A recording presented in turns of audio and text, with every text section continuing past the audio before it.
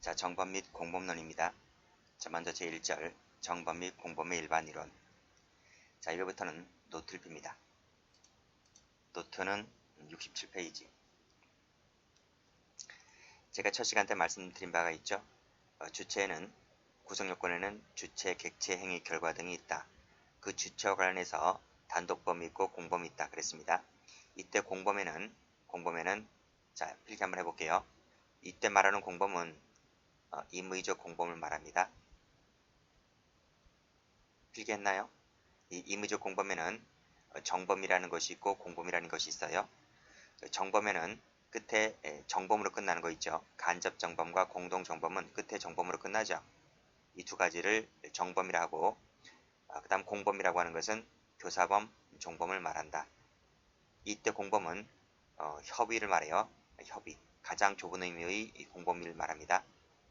그러면 이 임의적 공범이라고 하는 것은 광의를 말하겠죠. 그렇죠? 자, 이 임의적 공범에는 임의적 공범 말고도 이 공범에는 필요적 공범이라는 것도 있어요. 필요적 공범. 그래서 이 임의적 공범과 필요적 공범을 합쳐서 최광의의 공범이다. 이렇게 불러요. 자, 됐는가요? 다시 한번 정리할게요.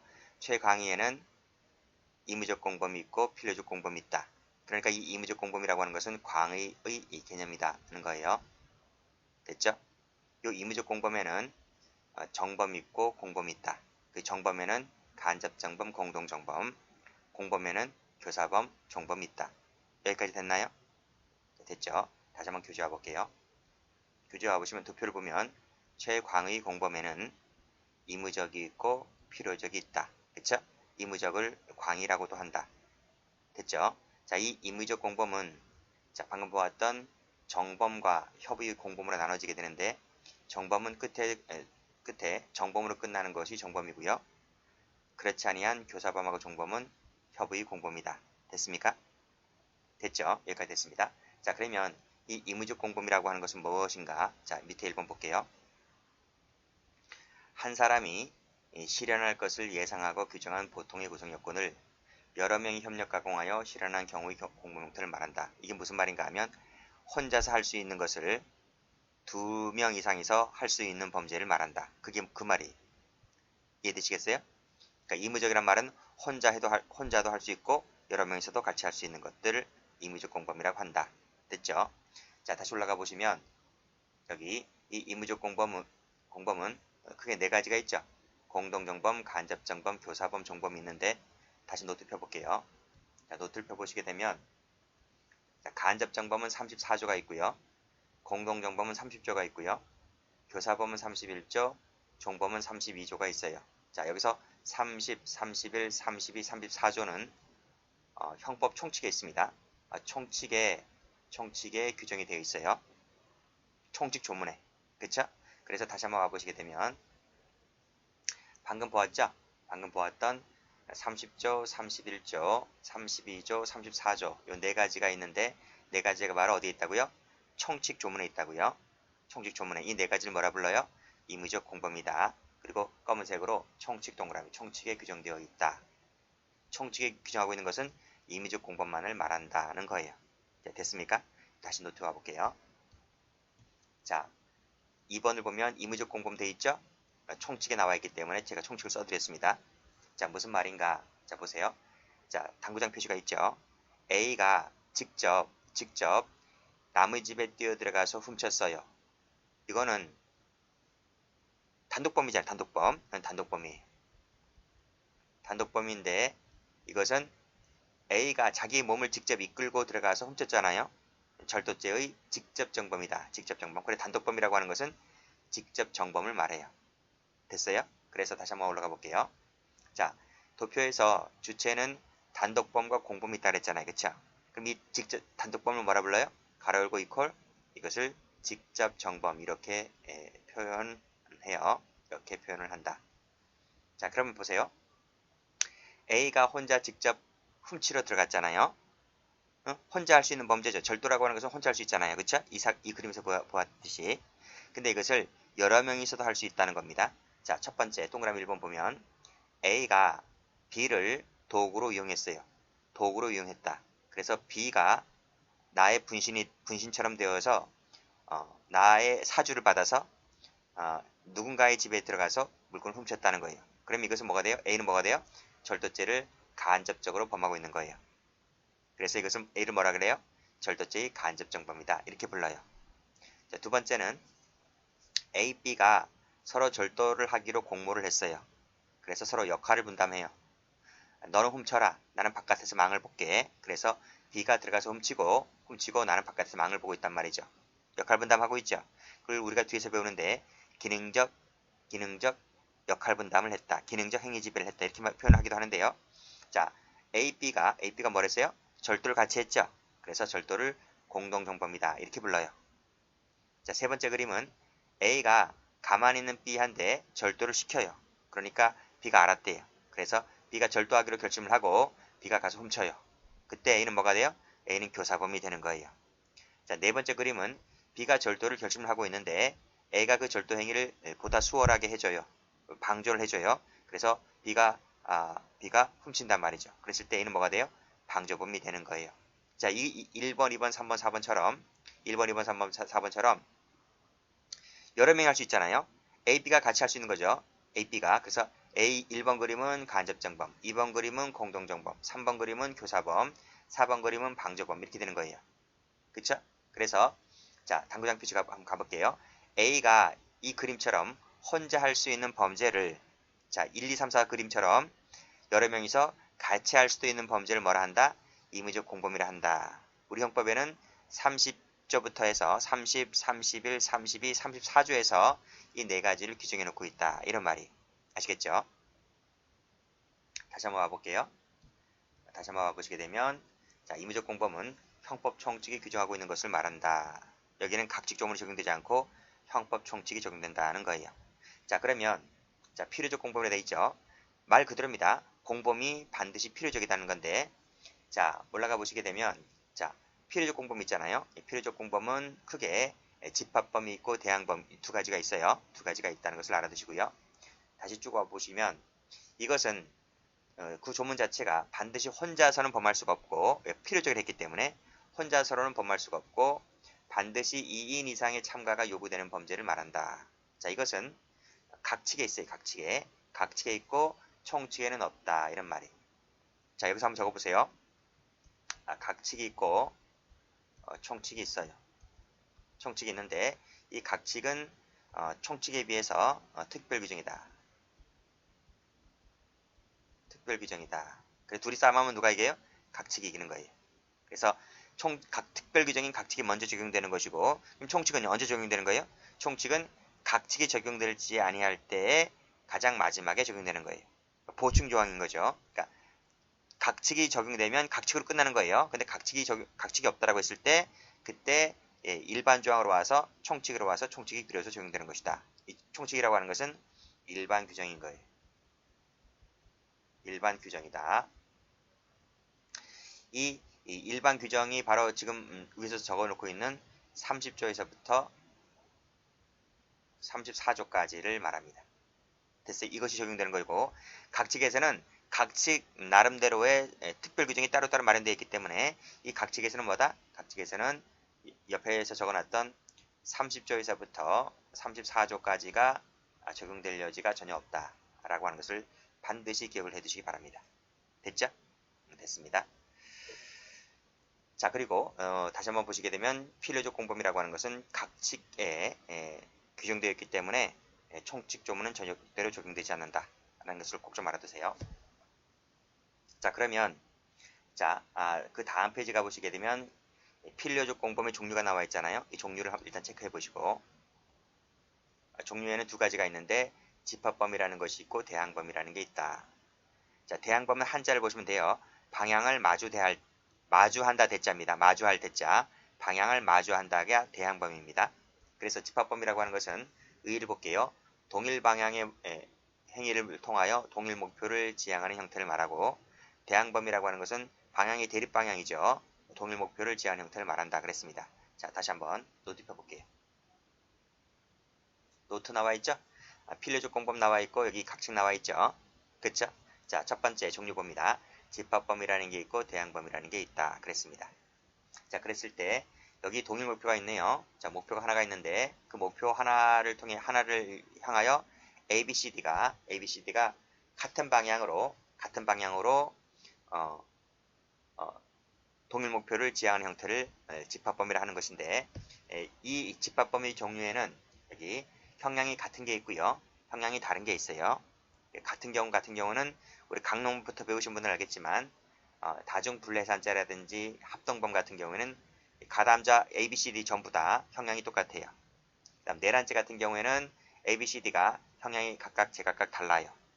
됐어요? 자, 다시 한번 교주해 볼게요. 자, 집합범위 경우에는 형량이 똑같은 게 있고 형량이 다른 게 있다고요. 그랬을 때 형량이 똑같은 것은 소요죄, 다중분례산죄, 합동범 등이 있다. 참고로만 봐두세요. 일단 미치지 마시고, 상이한 법정형 같은 경우에는 내란죄가 있다. 이건 처음 배우시는 분들 잘 몰라요. 강론을 배우고 오셔야지 의미 파악이 되는 거예요.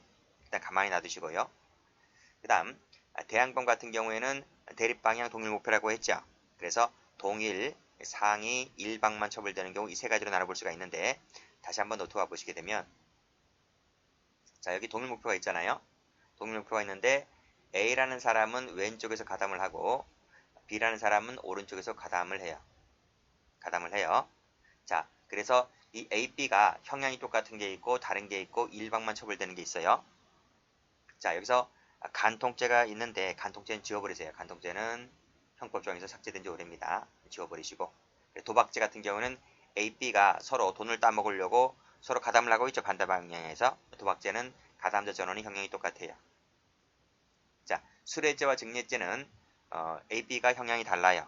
그래서 주는 자보다는 받는 자가 형이 더 높아요. 형량이 차등이 있다. 이제 마지막 중요한 것이 이건데요. 자, 음화등 판매죄. 판매죄는 판매자만 처벌해요. 사는 사람은 처벌조항이 없고 판매자만 처벌한단 말이고, 공무상 비밀 누설죄는 누설자만 처벌하지 누설 받는 자는 처벌조항이 없어요. 그래서 제일 중요한 것은 일방만 처벌되는 것이 제일 중요해요. 왜 그런가 하면 이쪽에 판례가 몰려있기 때문에 그래요. 됐습니까? 자, 다시 한번 와보세요. 자, 동일한 법정형, 상이한 법정형, 일방만 처벌되는 경우 있다 했죠? 그쵸? 자, 그 중에서 여러분들이 조금 기억을 해두실 것은 요 수뢰죄 있죠? 수뢰죄. 돈 받는 거. 돈 받는 애들이 있고요. 돈 주는 애들이 있어요. 주는 애들이 있는데 돈 받는 애가 형이 더 세다고요. 그 형이 주는 자와 받는 자가 형이 달라요. 다 상이하다 이런 말이. 됐죠? 그 다음 기출된 적이 있기 때문에 말씀드립니다. 자, 마지막 중요한 것이 이 맨 마지막 칸인데 별표 하나 박아두시고, 그래서 음화 등 판매죄는 판매자만 처벌을 해요. 그 다음 공무상 비밀 누설죄, 누설죄 밑줄 그으시고 누설하는 자만 처벌해요. 이것은 판례가 있어요. 판례가. 자, 됐습니까? 자, 그러면 밑에 한번 와볼게요. 자, 판례 볼게요. 첫 번째 판례 별표 쳐보세요. 자, 중요한 판례입니다. 배임수재죄와 배임증재죄는 위에서 뭐라고 했어요? 여기 이 칸에 나와 있죠? 그쵸? 배임수재와 증재죄는 대항범입니다. 대항범. 대항범은 뭐예요? 필요적 공범 중에 하나인 거예요. 그래서 판례 보시게 되면 빨간색으로 필요적 공범이 관계에 있는데 빨간색으로 공범에다 동그라미 쳐보세요. 공범에다 동그라미 쳤어요. 그리고 끄집어내세요. 공범이라고 하는 것은 구성요건, 위법성, 책임 이렇게 돼 있죠? 그랬을 때 책임은 필요가 없어요. 필요가 없고 이 두 가지만 갖추면 공범이 되는 거예요. 이것도 맨 앞에서 제가 설명드린 바가 있어요. 책임을 같이 할 필요가 없기 때문에, 자, 그 밑에 줄에 같이 처벌을 밑줄 그으시고 X. 같이 처벌 받을 필요가 없다. 같이 처벌받아야 한다면 틀려요.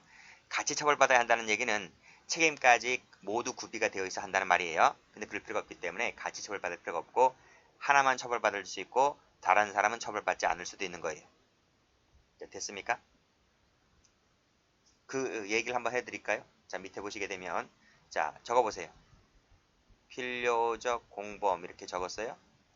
공범 밑줄 그으시고, 공범이라고 하는 것은 구성요건 플러스 위법성 플러스 책임이 있는데, 이 책임은 같이 할 필요가 없다. 그리고 이 구성요건 의협성을 하나로 뭐라 그랬어요? 제가 한마디로 행위라 불렀어요. 행위. 행위는 같이 해야 된다는 거예요. 요 책임은 뭐라 그랬어요? 행위자라 했죠. 행위자. 행위자는 같이 할 필요가 없어요. 필요 없고 요것만 같이 하면 돼요.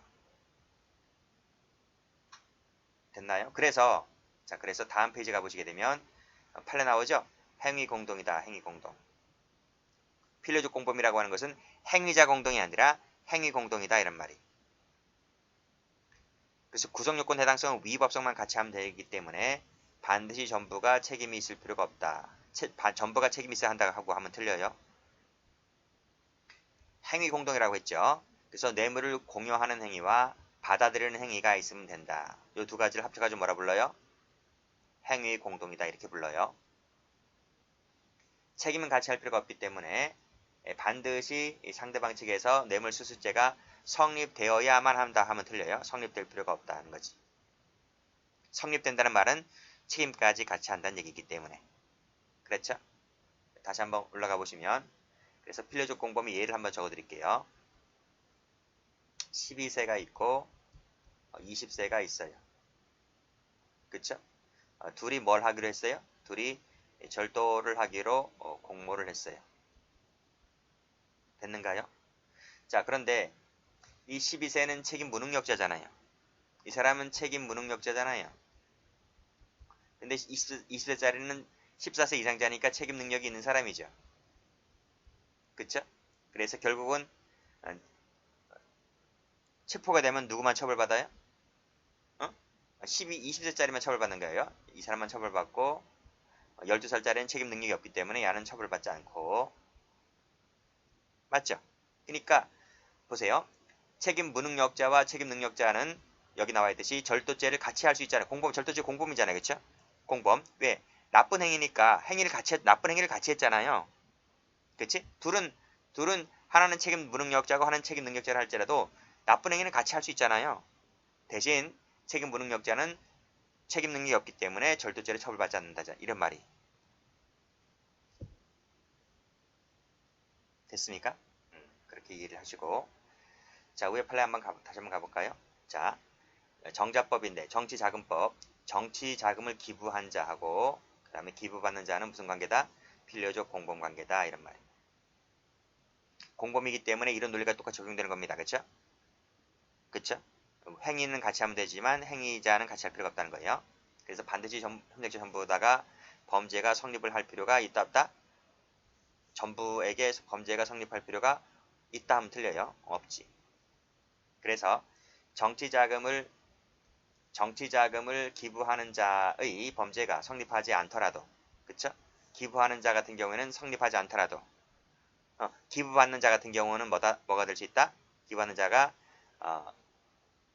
정하지 않는 방법으로 정치자금을 제공받는다는 의사를 가지고 받아들이게 되면 이 사람은 수수죄가 성립을 할 필요가 있다는 거예요. 그러니까 기부하는 자는 기부하는 자는 성립하지 않다 하더라도 기부받는 자는 죄가 성립을 할 수가 있다 이런 말이지. 무슨 말인지 아시겠죠? 이 판례 어렵지 않죠? 자, 다음. 여기까지 다 했죠? 다 했습니다. 자, 그 다음에 3번.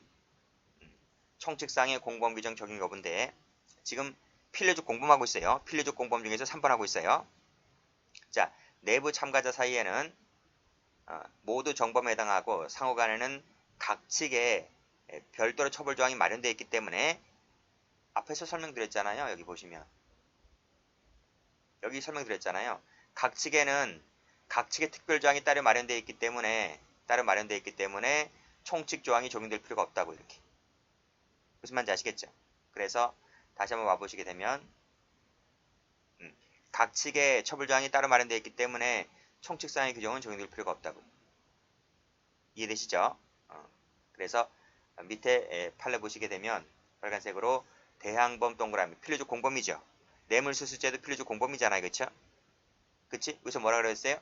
각 측의 형이 별도로 마련되어 있기 때문에 총칙상의 공범조항은 적용되지 않는다. 그러니까 이 대항범이나 뇌물수수죄의 경우에도 뭐다? 총칙상의 공범 규정이 적용되지 않는다고요. 그쵸? 그래서 판례 보시면 총칙 밑줄 보시고 X 적용된다 그러면 틀려요. 자, 뇌물수수죄도 필요적 공범이기 때문에 총칙사항의 조항에 해당하는 30조가 적용됩니까? 안 됩니까? 안 된다는 거지. 그쵸? 별표가 많이 되었던 판례들입니다. 그쵸? 자, 그리고 밑에 판례 볼게요. 자, 대항된 행위니까 대항범이잖아요. 그쵸? 그랬을 때, 자, 누설한 행위와 누설받는 행위는 필요적 공범 중에서 대항범이잖아요. 그쵸? 대항범이니까 필요적 공범이죠. 그쵸? 근데 여기에는 누설하는 자만 처벌한다 그랬어요. 앞에서 뭐라 그랬어요? 앞에 도표에서 여기 누설죄는 일방만 처벌된다고요. 그쵸? 그래서 이 누설한 행위와 누설받는 자는 필요적 공범 중에서 대항범인데 누설하는 자만 처벌된다고요. 누설받는 자는 처벌돼야 안 돼요? 누설받는 자는 처벌이 안 돼요. 무슨 말인지 아시겠지? 그러니까 이런 얘기예요. 자, 여기 이 공무원이네, 공무원. 그러니까 이 사람이 공무원이죠. 저 따라 적으세요. 공무원입니다. A는 공무원이 아니에요. 자, A가 B한데 A가 공무원에게 가담을 했어요. 가공을 했다. 일단 가공이라고 하는 것은 세 가지가 나올 수가 있는데 공모를 했거나 교사를 했거나 방조를 했거나 이 세 가지 형태로 가담을 합니다. 가공했다는 것은 가담했다는 거예요. 그래서 A가 공무상 비밀을 이 A라는 업자에게 누설해줘요. 비밀을 누설한다. 그러면 이 두 사람은 뭐가 됩니까? 이 두 사람은 필요적 공범이죠. 필요적 공범이다. 대항범이죠. 대항범. 필요적 공범이다. 이런 말. 근데 그럼 A는 무슨 죄가 되는 거예요? A는 무슨 죄가 돼요? A가 공무원이 자기가 알게 된 직무상 알게 된 비밀을 A에게 누설을 했잖아요. 공무원이. 그치? 그럼 이 사람은 무슨 죄가 돼요? 공무상 비밀 누설죄가 되는 거예요.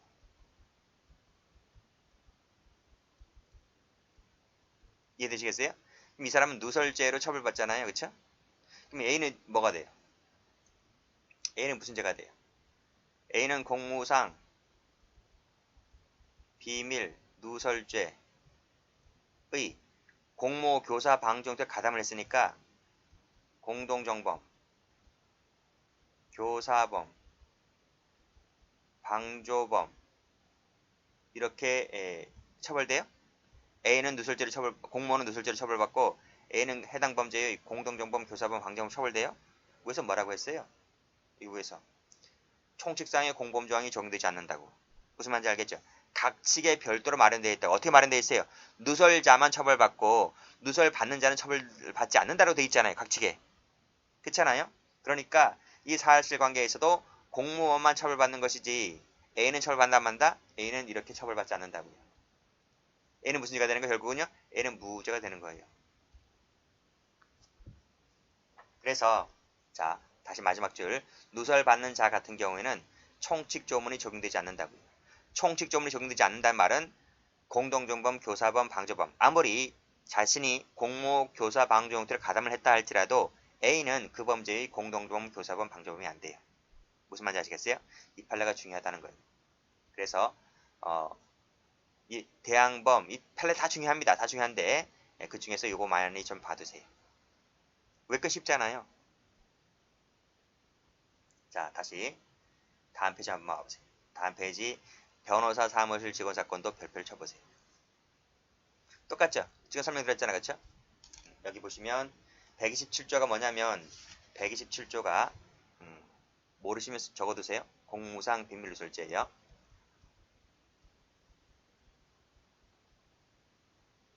누설죄인데 누설하는 자만 처벌한다고요. 누설받는 자는 처벌하지 않는다고요. 그게 127조에 나와 있단 말이에요.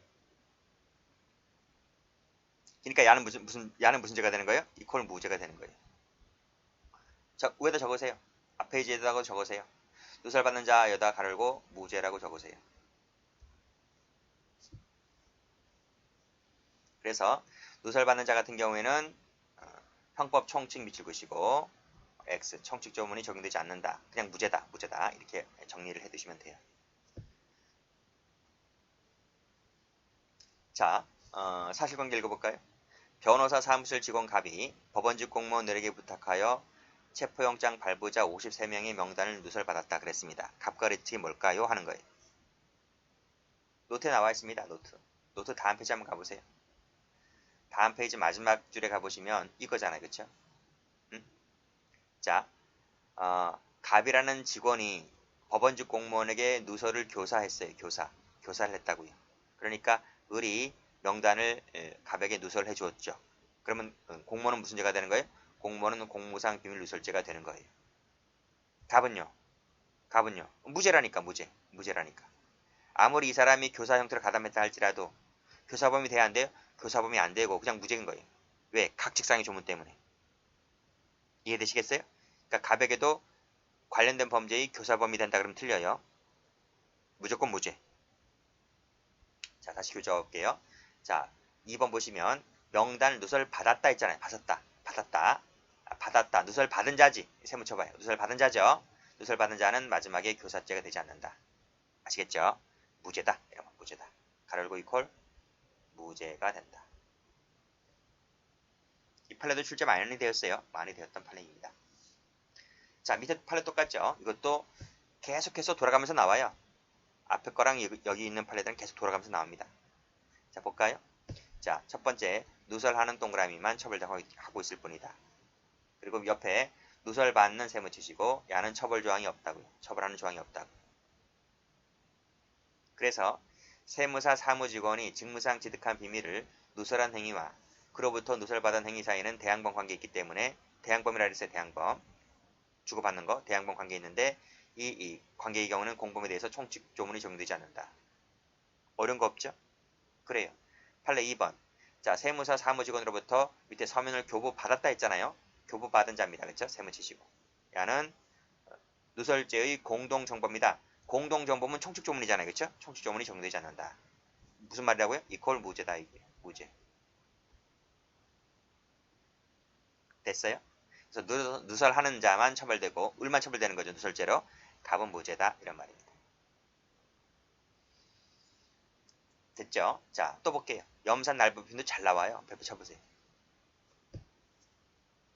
쳤어요? 자, 읽어볼게요. 의약품 제조업자 갑은 약국 개설자도 아니고 소매 허가도 없는 을이 전문 의약품인 염산 날부핀을 대량으로 구입하여 일반인에게 유통시킨다는 점을 알면서 을에게 염산 날부핀을 판매를 했다. 누가 판매를 했어요? 제조업자 갑이 을에게 판매한 거예요. 자, 을이 염산 날부핀을 일반인들 상대로 판매하거나 판매 목적으로 취득할 수 있도록 공급을 하였습니다.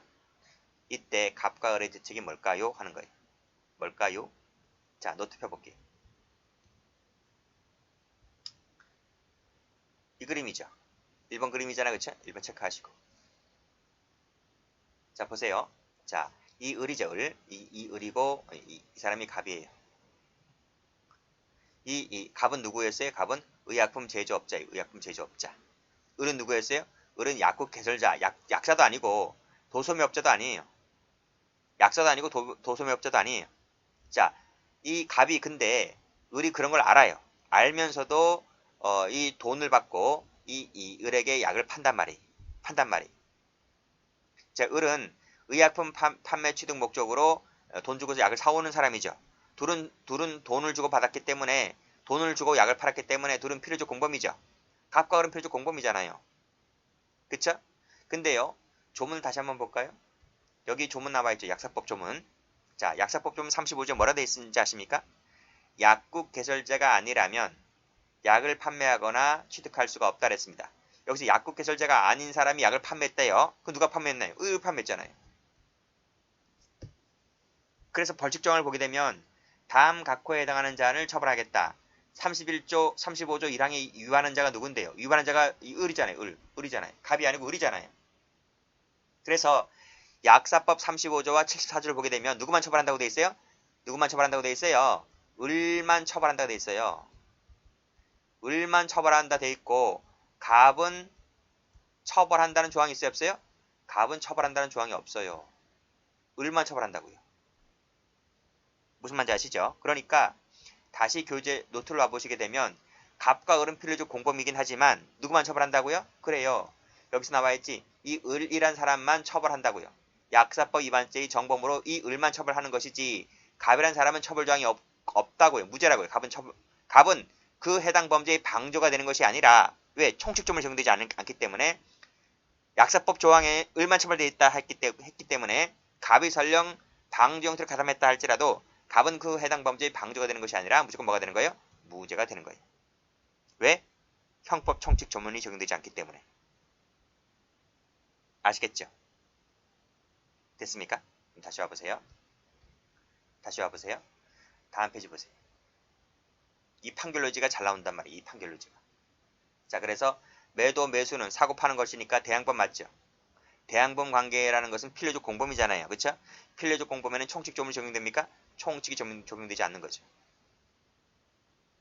따라서 매도인에게 처벌 조항이 없죠. 방금 봤잖아. 갑에게는 처벌 조항이 없다고요. 매도인은 처벌되지 않는단 말이에요.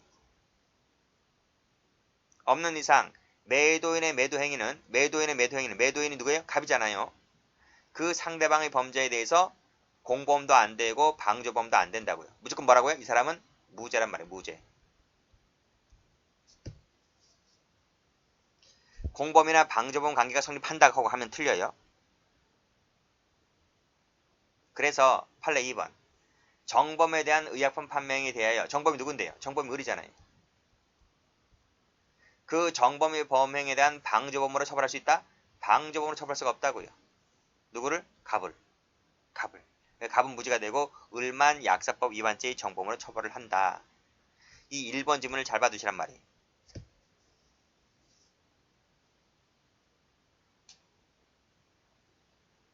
됐죠? 자, 그리고 밑에 금품 등의 수수죄니까 돈을 주고 받는 거잖아요. 대항범이잖아요. 대항범. 대항범 같은 경우에는 총칙 조문이 적용되지 않는다. 두 줄짜리인데 시험에 많이 나왔었어요. 자, 2번은 이 배치가 잘못되어 있는데 이건 잠시 이따 볼 것이고요. 잠시 이따 볼 것이고 그 다음에 바로 밑에 변호사 사무실로 가볼게요. 자, 여기 별표 한번 쳐볼게요. 이것도 잘 나와요. 이것도 잘 나와. 자, 보겠습니다. 변호사 아닌 을은 변호사인 갑을 고용하여 법률사무소를 개설 운영하다가 적발됐다. 그랬습니다. 일단 끊고. 자, 그러면 과연 어떤 죄가 성립할지는 조문을 찾아봐야 될 거 아니겠습니까? 그래서 변호사법을 찾아봤어요. 찾아보니까 이렇게 되어 있습니다. 변호사 아닌 자가 변호사를 고용하여 법률사무소를 개설 운영하는 행위를 처벌하도록 규정하고 있었다. 누구를요? 변호사 아닌 자를 처벌하도록 규정되어 있었고 변호사에 대해서는 밑에 처벌조항이 없다. 이런 말이. 그러니까 이것도 마찬가지로 일방만 처벌되는 조항이죠. 변호사 아닌 자만 처벌되는 것이고 변호사 아닌 자는 공범 형태로 가담을 했다 할지라도 처벌조항이 없는 거란 말이죠. 이해되시겠습니까? 자, 그럼 다시 노트 와볼게요. 이 두 번째 그림이죠. 그쵸? 자, 을이 변호사가 아닌 사람입니다. 갑은 변호사이고요. 그쵸? 자, 갑이 을에게 가담했어요. 을이 맞죠? 갑이 을에게 가담을 했어요. 가담을 했는데 이 가담 형태가 공모, 교사, 방조 형태로 가담할 수가 있는 거예요. 이렇게. 이 필기 안 했네. 이렇게 필기를 해두세요. 이렇게 가담을 했다고요. 어떻게? 공모, 교사, 방조 형태로 가담을 했다고요. 그래서 이 변호사인 갑이 법률사무소를 개설 운영을 했단 말이에요. 근데 방금 읽었잖아요. 누군 처벌정이 없다고요? 이 갑에게는 처벌정이 없다고요. 변호사인 자격을 가지고 있는 사람이기 때문에 변호사법에는요. 누구만 처벌해요? 이 변호사 아닌 을만 처벌하게끔 돼 있어요. 이 사람만. 둘은 필요적 공범이긴 하지만 변호사 자격증을 가진 사람은 처벌정이 없고 변호사 아닌 자에게만 변호사법 위반죄로 처벌된다. 설령 갑이 그 행위에 대해서 공모 가담 형태로 가담을 했다 하더라도 뭐다? 갑은 처벌조항이 없다. 이런 말입니다. 자, 됐습니까? 자, 됐죠? 그 노트에는 제대로 돼 있어요. 노트에는 지금 이게 이렇게 돼 있을 거예요. 노트에는 지금 이게 여기 가공으로 돼 있잖아요. 노트에는 제가 수정을 해놨어요. 이게 가공이 이게 아니라 여기 고용을 했다고요. 고용을 했다. 이 초판이기 때문에 약간 오타가 있는 거예요. 지금은 다 잡혀져 있습니다. 여기 가공으로 이렇게 돼 있잖아요. 그쵸? 그래서 갑이란 사람이 을에게 공모 교사 방조 형태로 가담을 했고 그래서 을은 갑을 고용했던 거예요. 아시겠죠? 이렇게 돼 있을 겁니다. 노트는 제대로 돼 있어요. 다시 와볼게요. 다시 와보시면 변호사 아닌 자가 변호사를 고용하여 법률사무소를 개설 운영했는데 이것은 서로 대항적 행위의 존재가 필요하다. 무슨 말이다? 서로 대항범이다. 이런 말이. 자, 이때 변호사가 변호사 아닌 자에 대해서 고용되어 그 법률사무 개설 운영에 관여했다 할지라도 관여가 뭐예요? 공모, 교사, 방조 형태. 그쵸? 공모나 점 찍고 교사나 점 찍고 방조 형태로 가담을 했다 손치더라도 이런 말입니다. 이에 관련되는 처벌조항이 없다고요. 처벌조항이 없기 때문에 밑에 변호사 아닌 자에게 고용되어 법률사무소 개설 운영에 관여한 이 변호사의 행위가 촉칙상에 이 범죄에 해당한다 하더라도 자 변호사 세무 쳐보시고 그 변호사를 변호사 아닌 자의 공범으로서는 처벌할 수가 없다. 이런 말입니다. 결국 변호사는 무죄가 되는 것이고요. 변호사 아닌 일만 변호사법 위반죄로 처벌을 받는 거예요. 됐죠?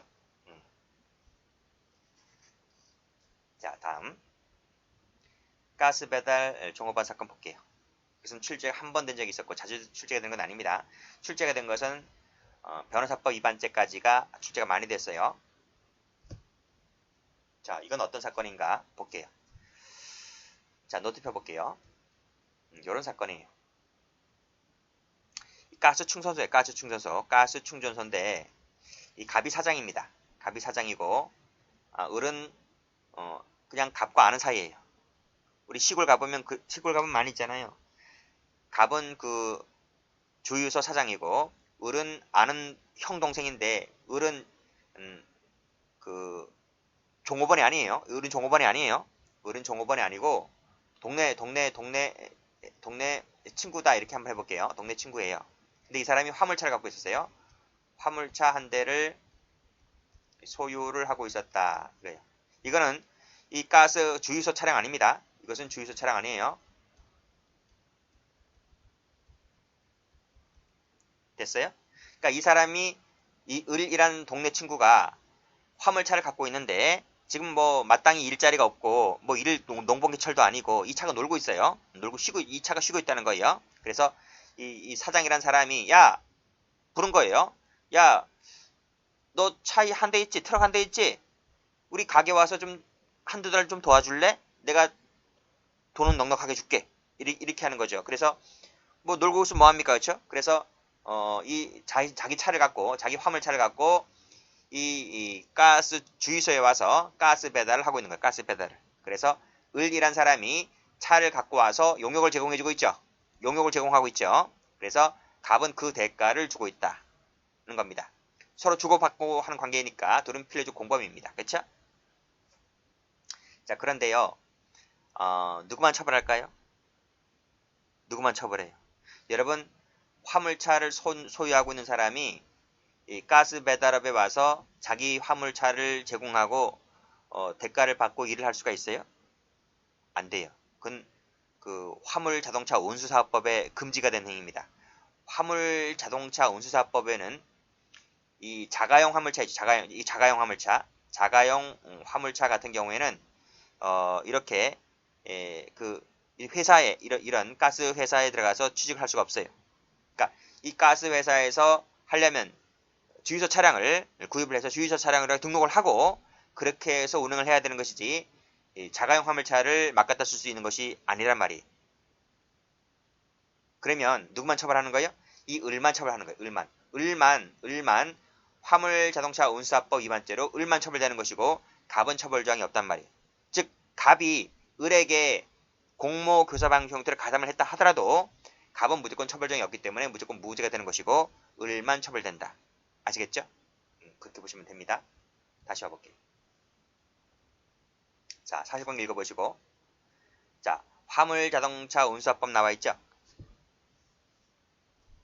이 두 가지 같은 경우에는 역시 이 밑에 대가를 지급하고 용역을 제공받는 행위의 존재가 필요하고 그게 무슨 말인가요? 상대방의 행위가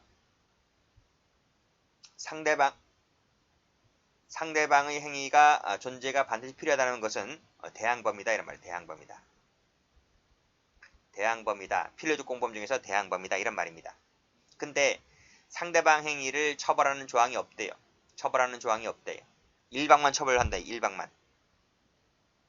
그래서 상대방의 행위를 처벌하는 조항이 없는 이상 자가용 화물 자동차의 소유자에게 소유자가 누군데 여기서는 을인 거예요.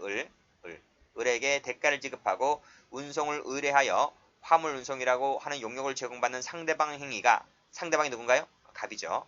주유소 사장. 요거 세모 쳐볼게요.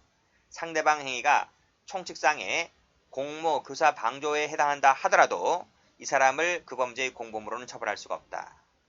즉, 이 상대방 행위, 즉 주유소 사장의 행위가 총칙상의 공모, 교사, 방조에 한다 하더라도 이 사람에게는 형법 총칙상의 공범 조항이 적용되지 않다 보니까 공범으로도 처벌할 수가 없다. 무조건 뭐다? 이 사람은 이퀄 무죄다 이런 말이에요. 무죄다.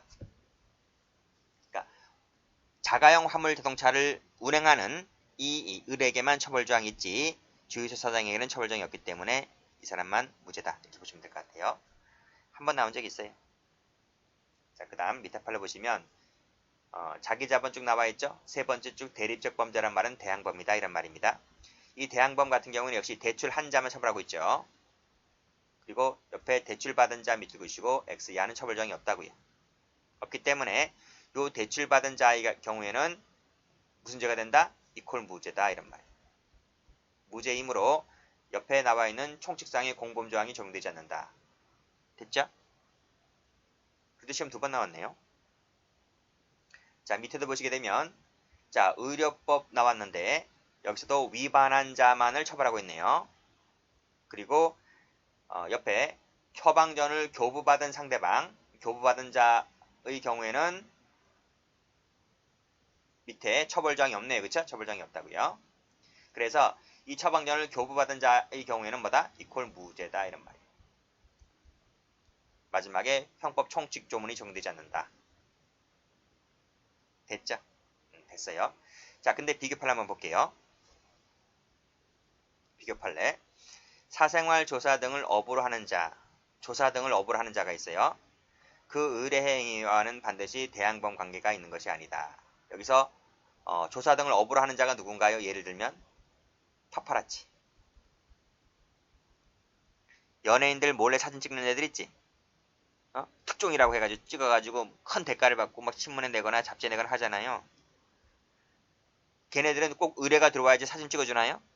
의뢰가 들어오지 않는다 할지라도 자기네가 뭐 찍어서 큰 거 하나 걸리면 뭐 대박 나는 거잖아요. 그렇죠? 그래서 반드시 의뢰가 있어야지만 사진을 찍는 것이 아닙니다. 그렇기 때문에 대항범 관계가 있는 것이 아니다. 대항범 관계 있지 않기 때문에 뭐다? 형법 총칙 조문이 적용될 수가 있다 이런 말이에요. 그 말은 자, 대항범 관계에 없다는 말은 뭐다? 따라서 형법 총칙 규정이 적용될 수가 있다 이런 말이에요. 그래서 밑에 사생활 조사 등의 의뢰 행위가 형법상의 교사에 해당한다 할지라도 교사가 된다면 교사범으로 처벌받는 거죠. 그렇죠? 총칙상의 규정을 적용하여 처벌할 수 없다고 한 것은 위법이다는 말은 형법 총칙상의 조문이 적용된다 이런 말이에요. 적용되기 때문에 의뢰 행위는 뭐가 될 수 있다? 교사범이 될 수가 있다 이런 말입니다. 그래서 사생활 조사 등을 의뢰자가 파파라치에게 대가를 주고 야 누구 뒷조사 좀 해줘. 뒷조사 좀 해가지고 그러한 그 불륜관계 이런 내용관계가 있다는 것을 사진 찍어줘. 그래서 이 사람 찍어서 줬다면 이 조사 등을 의뢰한 자는 뭐가 됩니까? 해당되는 범죄의 교사범으로 처벌될 수가 있다. 이런 얘기죠. 자, 됐습니다. 자, 마지막으로 외부 관여자 볼게요. 외부 관여자 보면 집합범, 대항범으로 나눠지게 되는데 집합범 같은 경우에는 외부 관여자 같은 경우에는 당연히 총칙상의 교사방조범 조항이 적용되지만 집단 구성원이 아닌 공동정보 아니므로 공동정보 규정은 적용되지 않는다. 이렇게 보는 것이 다수설입니다. 참고로 받으시고 자, 대항범 같은 경우는 판례가 있습니다. 쌍방을 처벌한다고 했을 때 쌍방 모두 처벌한다고 했을 때 가담자에게는 총칙상의 공범 규정이 모두 적용됩니다. 다만 일방만 처벌된다고 했을 때는 처벌되는 자에게 가담했을 때는 공동정보 규정이 적용되지만 처벌되지 않는 자에게 가담했을 때는 공동정보 규정이 적용되지 않아요. 자, 무슨 얘기냐? 노트 펴볼까요? 자, 여기 2번에 1번 그림 보시면요. 자, A가 있고 B가 있죠. B가 음악 판매자고요. A가 구매자인데 판매자만 처벌한다고 했잖아요. 이 사람만 처벌하지 A는 처벌되지 않는다고 했잖아요. 그쵸? 근데 여기서 C라는 사람이 외부 관여자입니다. 외부 관여자가 처벌되지 않는 구매자에게 가담을 합니다. 이렇게 가담을 합니다. 공모 교사 방송에서 가담을 합니다.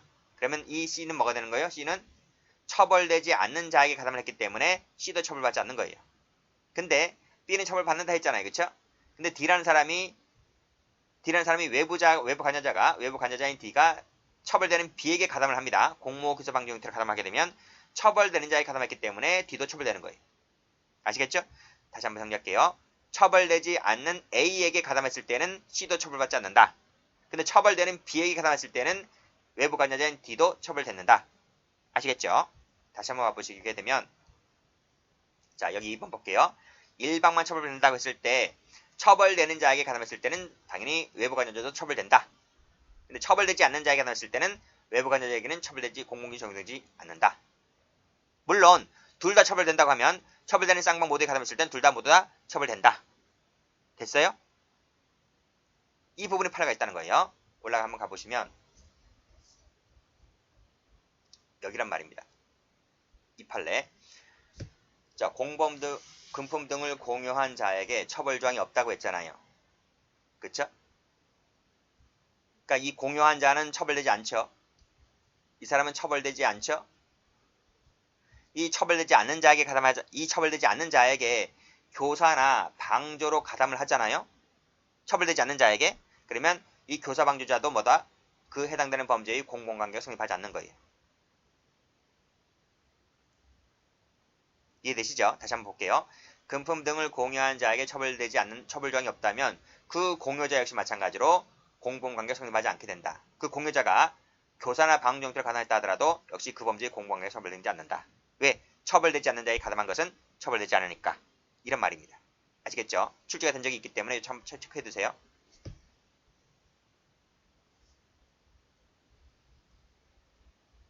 그래서 이 대항범 중에서 요 마지막입니다. 이 부분. 요 처벌되지 않는 자에게 가담한 거. 이 부분은 공범 규정이 적용되지 않는다. 이 부분이 판례가 나와주고 있는 거예요. 자, 그 다음 마지막으로 뭐가 있습니까? 공범의 입법 방식이 있는데 우리 이 형법에서는 단일 정범 체계를 취하고 있는 것이 아니라 2번 체크하시고 정범과 공범을 분리하는 방식을 취하고 있다. 그것이 우리 형법의 태도다. 이렇게 봐두시면 되겠네요. 다음 시간에는 밑에 거 하겠습니다. 여기까지입니다.